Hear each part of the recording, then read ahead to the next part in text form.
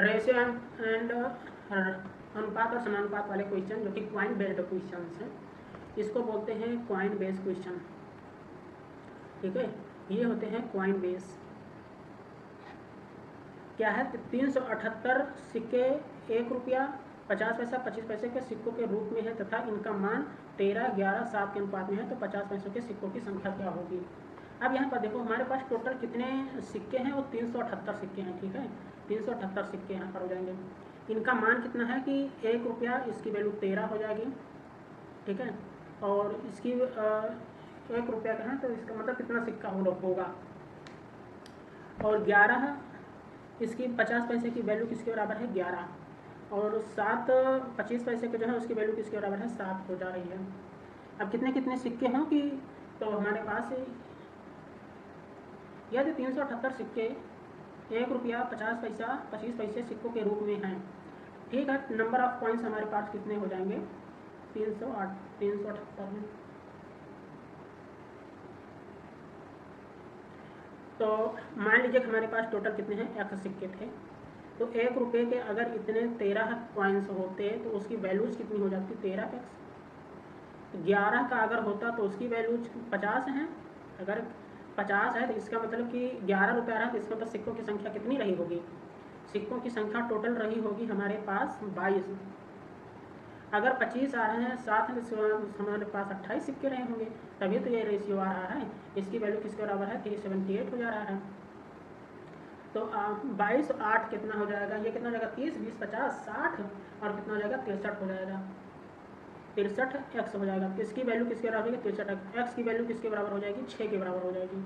पूछा किसका है, तो 50 पैसे के सिक्कों की संख्या कितनी हो जाएगी, तो 50 पैसे के सिक्कों की संख्या 132 हो जाएगी। पहला ऑप्शन सही है। दूसरा क्वेश्चन देखो, एक बैग में 25 पैसा 50 पैसा और 1 रुपए के सिक्के विभिन्न मात्रा में हैं। ठीक है, 25 पैसा 50 पैसा 1 रुपये के सिक्कों की संख्या इतना रुपया, अच्छा सिक्कों की संख्या दे दी है। ठीक है, यदि इस धनराशि को 11 व्यक्तियों के बीच वितरित किया जाता है तो प्रत्येक व्यक्ति को दी जाने वाली धनराशि ज्ञात कीजिए। मतलब उस धनराशि को मुझे 11 से डिवाइड करना है, बस कहने का मतलब ये है। तो पहले वो हमारे पास धनराशि निकल जाए तो हम यहाँ से आसानी से उसको हम बता देंगे। अच्छा, अब अगर 25 पैसा के 40 हैं तो इसका मतलब 10 रुपया हो जाएगा। 100 सिक्का अगर 50 पैसे का है तो इसका मतलब वो 50 रुपया हो जाएगा। 1 रुपये के 600 है तो इसका मतलब वो 600 हो जाएगा। टोटल हमारे पास कितना हो जाएगा, 660 हो जाएंगे। 11 से डिवाइड कर दें कितना आएगा, 60 हो जाएगा, यानी कि 60 रुपया ये हो जाएगा।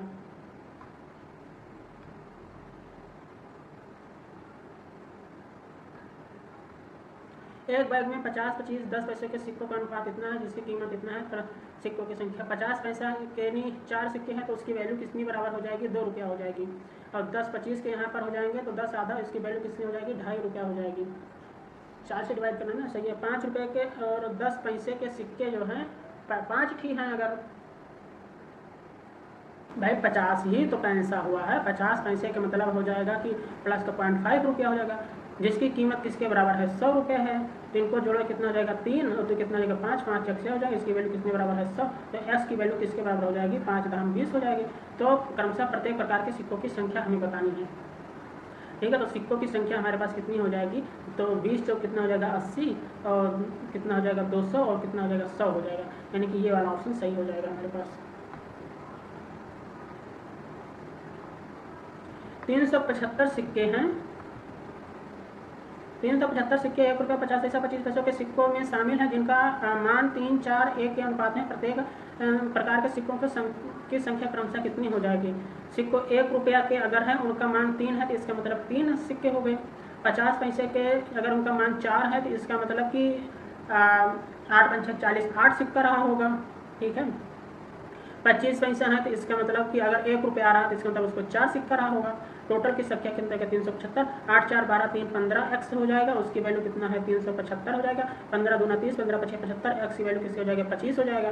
प्रत्येक प्रकार के सिक्कों की संख्या कितनी हो जाएगी, तो यहाँ पर 25 यहाँ 75 हो जाएगा, 25 8 200 हो जाएगा, और 25 चौका 100 हो जाएगा, यानी कि पहला ऑप्शन सही हो जाएगा।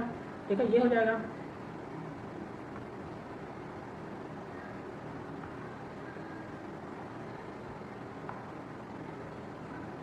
जल्दी जल्दी भाई। राहुल स्नेहा चिराग की आय का अनुपात 8, 15, 17 में 3, 7, 6 के अनुपात में खर्च करते हैं। यदि राहुल अपनी आय का 25% बचाता है तो राहुल, स्नेहा और चिराग की बचत का अनुपात कितना होगा?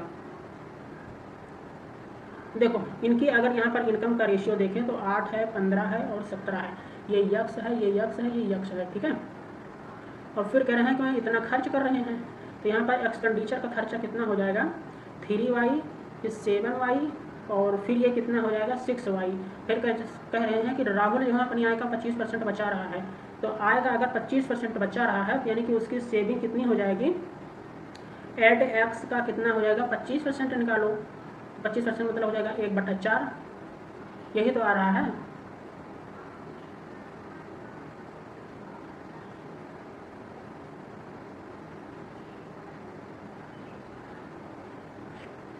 अगर उसने 25% बचाया है तो खर्च कितना किया है ये निकालो।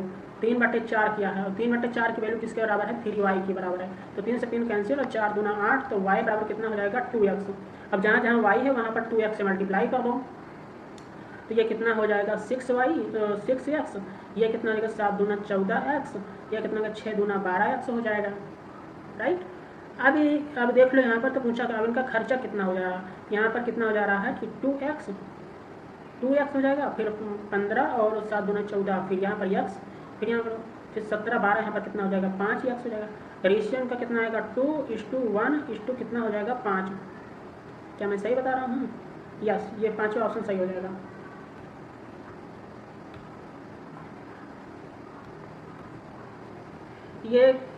ये वाले तो आसान ही क्वेश्चन आते हैं फिलहाल।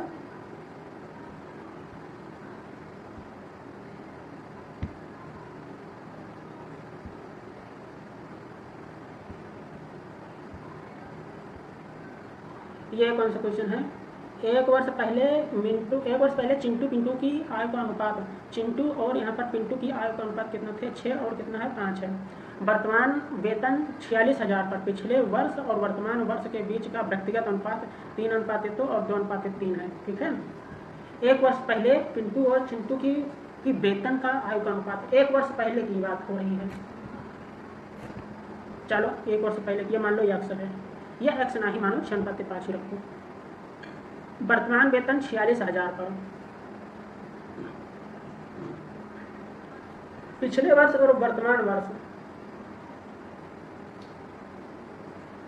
वेतन 46,000 पर पिछले वर्ष और वर्तमान वर्ष के बीच के वेतन का व्यक्तिगत अनुपात 3:2 और 2:3 है।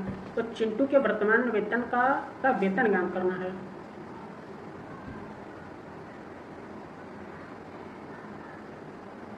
इन दोनों का इसका मतलब कि ये जो है ये 46,000 दिया होगा,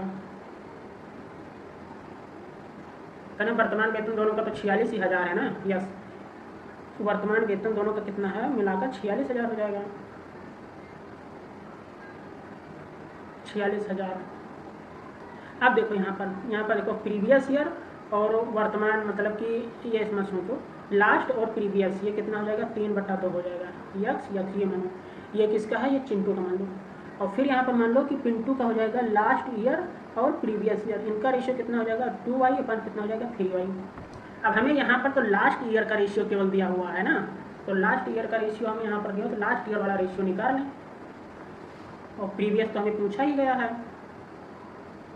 तो इसका कोई मतलब ही नहीं हुआ है। तो यहाँ पर लास्ट ईयर बराबर कितना हो जाएगा? प्रेजेंट ईयर और 3/2 ये हो जाएगा। फिर लास्ट यहाँ पर निकालो तो प्रेजेंट, और यहाँ पर फिर कितना हो जाएगा? प्रेजेंट, और यहाँ पर कितना हो जाएगा? 2/3 ये हो जाएगा। अब इसको यहाँ से डिवाइड कर दो, ये मान लो कि ये जो भी चिंटू मिंटू नंटू होंगे हो जाएंगे। ये फाइनली कितना हो जाएगा कि लास्ट ईयर अपन लास्ट ईयर ये राहुल हो जाएंगे, चिंटू हो जाएंगे, पिंटू हो जाएंगे, और उनका जो हो जाएगा प्रेजेंट ईयर किसका हो जाएगा? यहाँ पर करो तो प्रेजेंट ईयर यहाँ पर चिंटू और प्रेजेंट ईयर यहाँ पर पिंटू, इंटू यहाँ पर कितना हो जाएगा? 9/4 हो जाएगा। अब देख लो यहाँ पर फिर ये कितना है? 6/5 रेशियो का। ये अगर 6/5 रेशियो है तो यहाँ से कुछ कट भी तो रहा होगा। यस, यहाँ पर कट रहा होगा। यहाँ पर क्या कट रहा होगा वो देखो, तो यहाँ से कटेंगे आएगा 3 से काटेंगे तो यहाँ पर 2 आएगा, फिर 3 से यहाँ काटेंगे तो फिर 3 ही हो जाएगा। ये कितना हो जाएगा? 8 कितना हो जाएगा? 15। ये प्रेजेंट एज ऑफ चिंटू और प्रेजेंट एज ऑफ पिंटू हो जाएगा। अब ये कितना है, टोटल 46,000 दिया हुआ है, तो ये 18 और 5 कितना हो जाएगा 23। 23 की वैल्यू किसके बराबर है, 46,000 के। हमें पूछा किसकी है, चिंटू की आय पूछी है।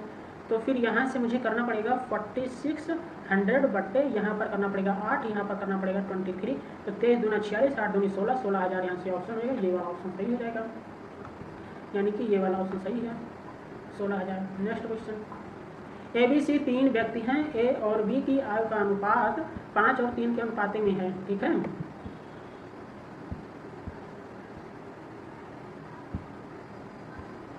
ABC 3 व्यक्ति हैं, A और B की आय का अनुपात 5:3 है, खर्च 3:5:2 के अनुपात में है।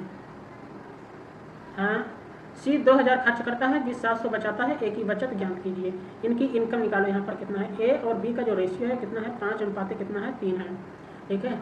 और उनका एक्सपेंडिचर कितना है, A B C, इनका एक्सपेंडिचर कितना हो जाएगा, 3 है, 5 है और 2 है, ये Y है, Y है, Y है, मान लो Y है। यदि इसका भी मान लो यक्स हो जाएगा। यदि C 2,000 खर्च करता है, C जो है वो 2,000 खर्च कर रहा है, तो आ तो गया, यहीं से आ गया ना। C अगर 2,000 खर्च कर रहा है तो इसका मतलब Y की वैल्यू किसके बराबर, 1,000 की है। तो ये कितना खर्च कर रहा है, B 5,000 खर्च कर रहा है, A कितना खर्च कर रहा है, 3,000 यहाँ पर खर्च कर रहा है। और आगे है कि B 700 बचाता है, B जो है वो 700 बचा रहा है। B अगर 700 बचाता है तो इसमें जोड़ देंगे 700, तो ये कितना हो जाएगा, उसकी इनकम कितनी हो जाएगी, इनकम यहाँ से कितनी हो जाएगी, B अगर बचा रहा है 700 रुपया और खर्च इतना करा, दोनों को जोड़ेंगे तो कितना हो जाएगा, 5700 रुपया हो जाएगा, ठीक है। तो जो B की इनकम आ जा रही है वो कितना हो जा रही है, वो 5700 हो जा रही है, ठीक है। तो फिर वैसे हमें पता है कि 3x है, तो 3x की वैल्यू अगर यहाँ पर 5700 है तो x की वैल्यू किसके बराबर हो जाएगी, 1900 के।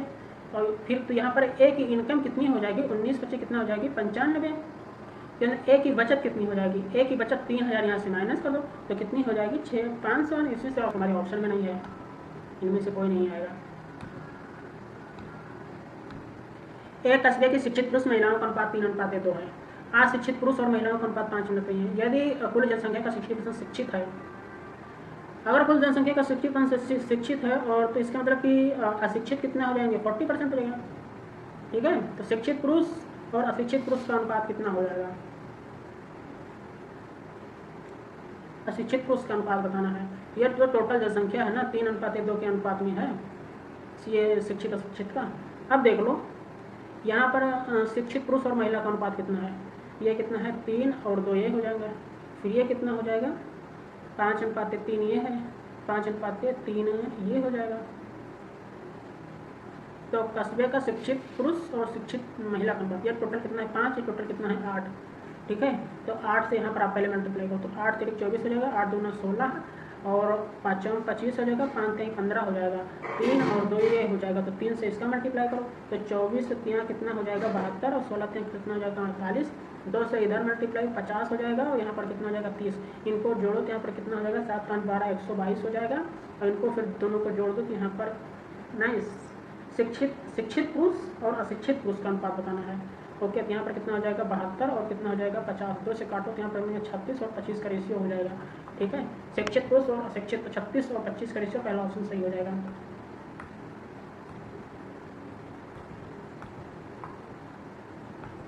जब एक संख्या को 40%, जब एक संख्या के 40% को दूसरी संख्या में जोड़ा जाता है तो दूसरी संख्या दोगुनी हो जाती है। देखो एक संख्या है, एक संख्या के 2/5 को दूसरी संख्या में जोड़ा जाता है, ठीक है, दूसरी संख्या में जोड़ा जाता है तब दूसरी संख्या दोगुनी हो जाती है। ओके, पहली संख्या का दूसरी संख्या से अनुपात बताना है, तो ये कैंसिल हो जाएगा। तो फिर x × 2/5 बराबर कितना हो जाएगा, y हो जाएगा। x/y बराबर कितना हो जाएगा, 5/2 हो जाएगा। x बराबर 5/2, ये रेशियो सही हो जाएगा, यही वाला ऑप्शन सही हो जाएगा।